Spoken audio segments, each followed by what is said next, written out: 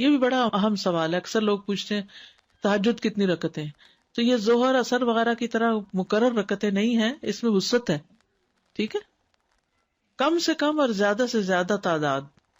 ابن عثیمین کہتے ہیں نبی صلی اللہ علیہ وسلم سے رات کی نماز کے متعلق سوال کیا گیا تو آپ نے فرمایا رات کی نماز 2 رکعت ہے، مثنا مثنا، اور آپ نے اس کو کسی تعداد کے ساتھ متعین نہیں کیا.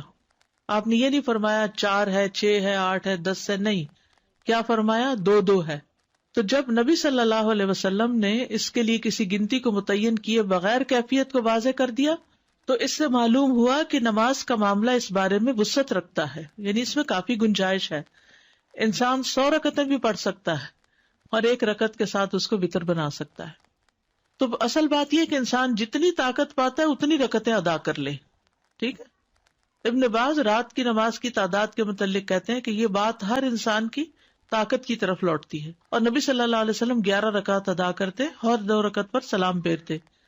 آپ علیہ الصلوۃ والسلام اپنی قرات، اپنے رکوع اور اپنے سجدوں کو لمبا کرتے تھے اور قیام اللیل کو 2 ہلکی پھلکی رکعتوں کے ساتھ شروع کرتے تھے.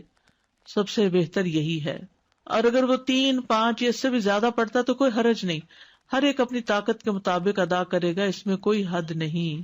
لیکن سب سے افضل صورت 11 رکعت نماز پڑھنا ہے، 8 تہجد اور 3 وتر.